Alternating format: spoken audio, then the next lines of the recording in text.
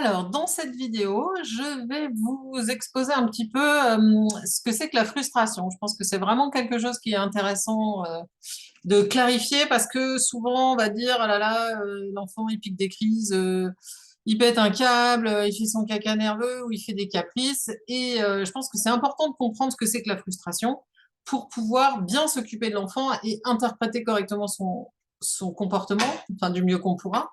Et puis pour être moins dans le jugement, parce que c'est quand même pas très très sympathique de dire qu'un enfant pète un câble ou fait son caca nerveux. Donc je pense que c'est important de comprendre le concept de frustration. En plus, tout le monde dit tout le temps que effectivement la frustration ça fait grandir.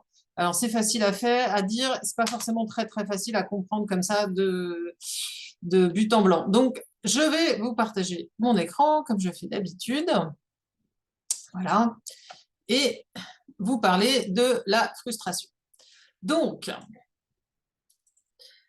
il faut faire la différence entre la frustration, la colère et la détresse. Alors, la frustration, ça peut s'exprimer comme de la colère, parce que l'enfant, il peut se mettre à crier, à pleurer.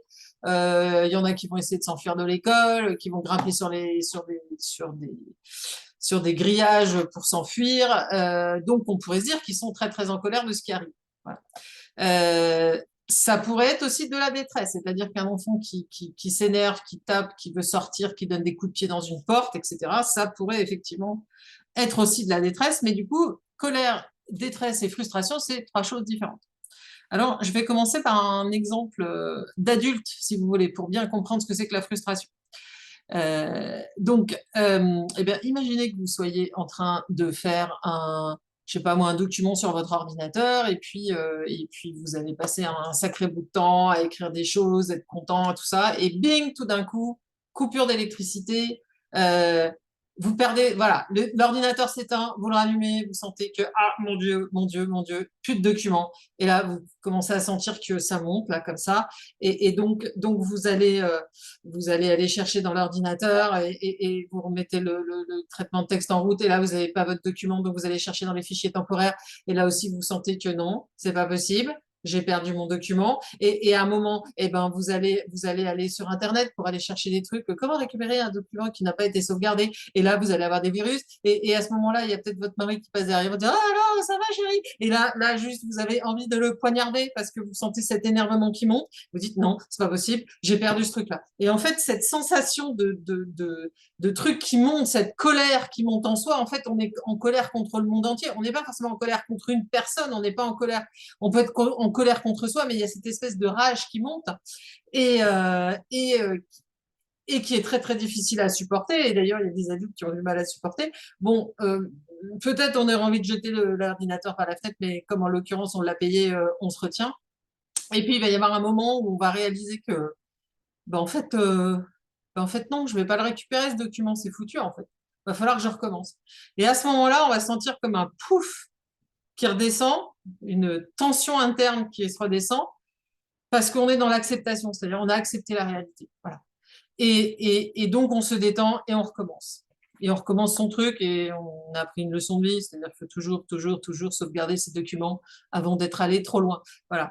Et ben, un enfant qui vit une frustration, c'est un petit peu la même chose. C'est-à-dire qu'un enfant qui vit une frustration, il va sentir ce truc qui monte, qui le ravage quelque part de l'intérieur. Et puis, il y a des enfants qui sont plus ou moins sensibles à la frustration et qui résistent plus ou moins. Et en fait, c'est pas une colère comme une colère machin, il m'a piqué mon râteau, mon camion et j'ai envie de le taper pour le récupérer. C'est pas une colère, je suis en colère contre quelqu'un qui m'a fait quelque chose. C'est une colère contre le monde en fait. C'est une colère qui vient de je suis pas content parce que le monde me résiste, les choses se passent pas comme je veux. Voilà. Donc c'est pas une colère habituelle, c'est une frustration. Et puis c'est pas une détresse parce que je suis pas psychologiquement atteint d'avoir perdu mon document. Enfin voilà, je vais m'en remettre, je recommence et c'est pas un souci, quoi. Voilà. Et la détresse, ça va se sentir parce que dans la détresse, on a en général envie de consoler l'enfant. Dans la frustration, des fois, il nous énerve un petit peu parce qu'on a envie de lui dire, ouais, mais enfin bon, en gros, tu n'auras pas ce que tu veux, donc maintenant t'arrêtes, quoi. Comme s'il faisait un caprice. Et en fait, la frustration, c'est vraiment dans l'idée que, en fait, j'ai un désir que je voudrais satisfaire, mais en fait, mon désir se heurte à la réalité. Et ça, la réalité du monde, eh ben, elle est plus forte. Et ça, c'est violent parce que si j'ai de la chance, en fait, je suis un enfant qui a eu des parents qui ont bien répondu à mes besoins. Donc, si je suis un bébé, par exemple, quand j'étais bébé, mes parents, ils s'occupaient bien de moi. Et ben, du coup, quand j'avais faim, pouf, il y avait un biberon ou un sein qui se pointait. Quand j'avais fait caca dans ma couche, pouf, il y a quelqu'un qui vient et qui change ma couche. Donc, quelque part, l'enfant, il se construit au départ en pensant que le monde existe pour lui. Et petit à petit, il va grandir et il y a des choses qui vont résister. Et à partir de l'âge de la marche, à peu près, eh ben, il va se confronter à la réalité du monde parce que là, on va lui dire stop. Ben non, là, tu peux pas. Parce que quelque part, son périmètre s'étend et il va falloir qu'il commence à faire la différence entre ses besoins et ses désirs. Et la frustration, ça va venir du fait que je veux quelque chose et je ne peux pas l'avoir.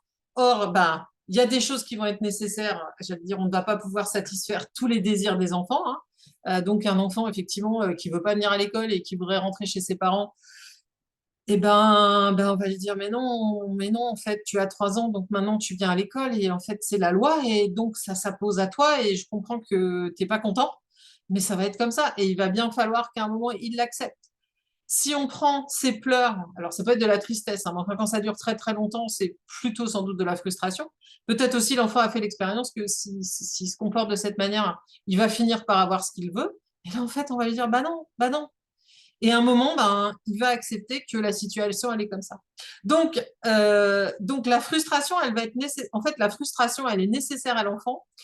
euh, et parce que, en fait, quand on va le frustrer de certaines choses, et du coup, je ne parle pas de besoin, hein, je parle de désir, c'est-à-dire quand on ne va pas répondre toujours à son désir, il va apprendre quelque part à faire autrement, il va découvrir autre chose. Par exemple, euh, alors, c'est en lien, je ne veux pas rentrer dans le détail là-dessus, mais avec la théorie de Dolto sur les castrations, qui sont des castrations psychiques, je précise, pas physiques.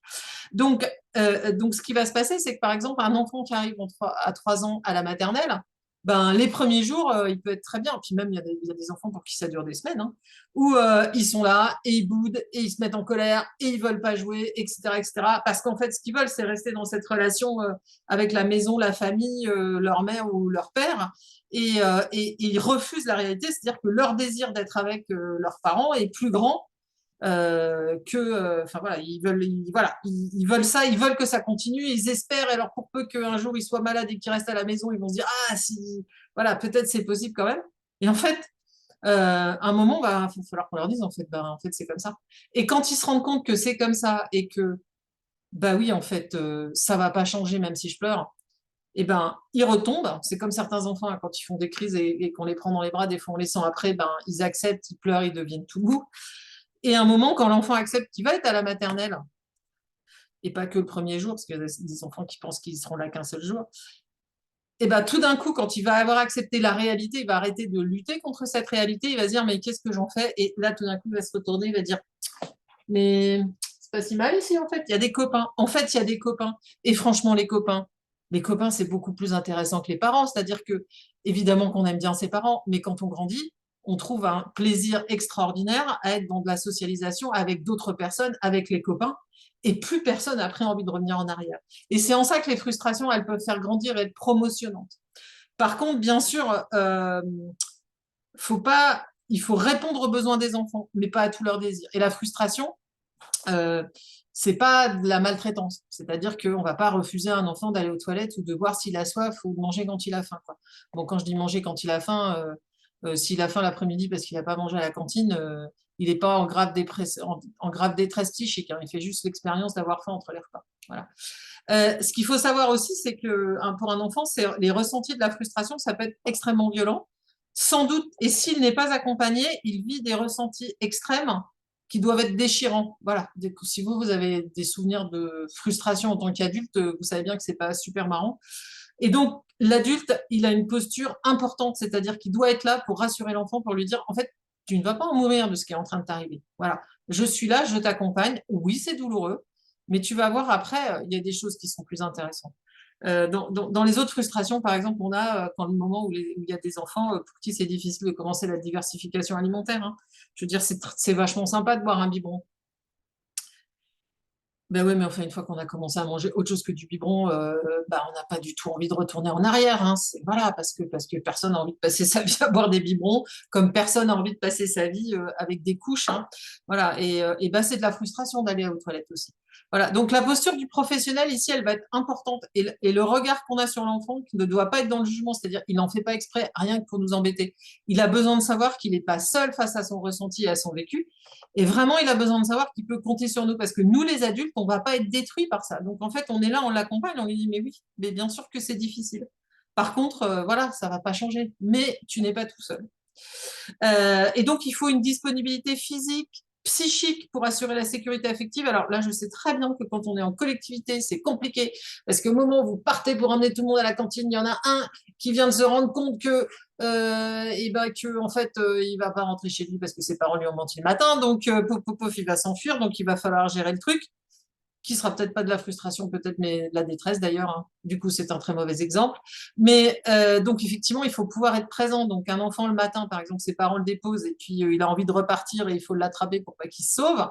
Bah oui, si vous avez 30 autres enfants à gérer en même temps, ça va être compliqué. Donc faites de votre mieux, faites du mieux que vous pouvez, mais il faut être présent, quoi. Voilà, il faut un moment s'occuper de l'enfant tout seul. Donc, techniquement, qu'est-ce qu'on fait? En fait, quand il y a des enfants qui vivent des très grandes frustrations, il faut, si on peut, les éloigner des spectateurs. Parce que, alors, les spectateurs, quand même, ça nourrit le truc, hein. Donc, parce que si j'ai des spectateurs, c'est quand même beaucoup plus rigolo.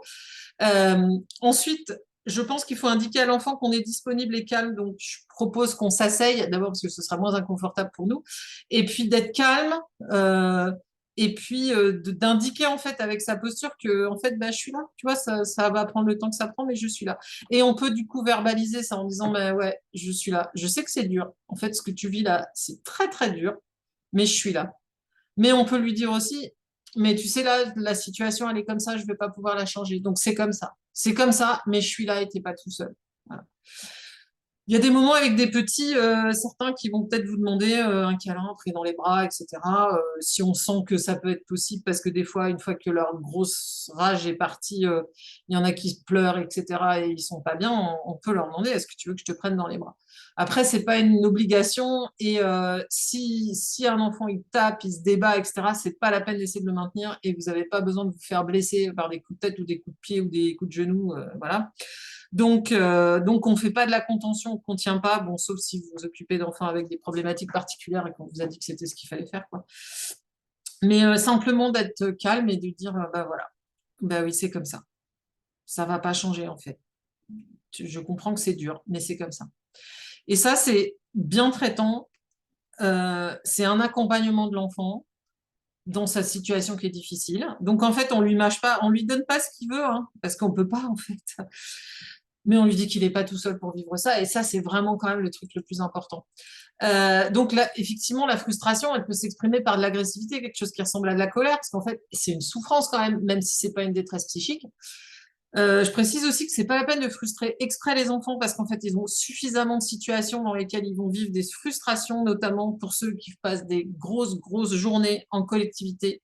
C'est-à-dire que quand j'ai 3 ans et que je fais du 7h30, 18h30, eh ben, c'est long. Et la collectivité, ça peut être très, très compliqué parce qu'au-delà même des frustrations et des désirs, la satisfaction des besoins, elle n'est pas toujours là. Voilà. Donc, c'est pas la peine d'en rajouter. La vie se charge suffisamment de frustration. Et donc, la collectivité, ça peut vraiment être un lieu compliqué, hein. Parfois beaucoup trop de frustration par rapport à des désirs qui sont normaux aussi. On ne peut pas être toujours que dans les règles. Et voilà, il y a vraiment besoin aussi d'une certaine liberté quand même. Et ça, je vous réfère plus après à tout ce qui est jeu libre, hein, qui peut quand même être vraiment intéressant. Et puis, il n'y a absolument aucun intérêt à ne pas satisfaire les besoins des enfants, parce qu'en fait, quand on ne satisfait pas les besoins des enfants, ils vous le font payer, parce qu'en fait, c'est insupportable, quoi. Voilà, donc c'est absolument nécessaire de satisfaire les besoins des enfants. En revanche, on n'est pas obligé de satisfaire tous leurs désirs. Et il faut les accompagner dans la frustration. Voilà. Est-ce que j'ai autre chose à rajouter sur ça, sur la frustration? Donc, les enfants, ils n'en font pas exprès. Il y a des enfants aussi, voilà, qui ont plus de difficultés que d'autres à gérer leur frustration. Par exemple, les enfants qui ont des troubles de l'attention avec ou sans hyperactivité, il y en a qui sont particulièrement touchés par l'intolérance à la frustration. Donc, on est tous inégaux et même chez les adultes, c'est pareil, hein, il y a des gens qui ont des frustrations sur des choses que vous avez trouvé complètement ridicules. Donc, il faut les accompagner là-dedans. Il y a des enfants, ils ont de la chance, en fait, ils acceptent assez bien et d'autres pas. Les enfants qui n'ont pas beaucoup de limites à la maison, effectivement, ils vont avoir un plus gros souci parce que là, du coup, ils vont rencontrer la limite à l'école, au périscolaire, etc., à la cantine. et ça va être un petit peu nouveau pour eux, donc ça peut être compliqué. Ceci dit, la limite étant de la protection, euh, ça peut les satisfaire. Voilà. Eh bien, je vous souhaite une bonne journée. Voilà, et merci de m'avoir écouté.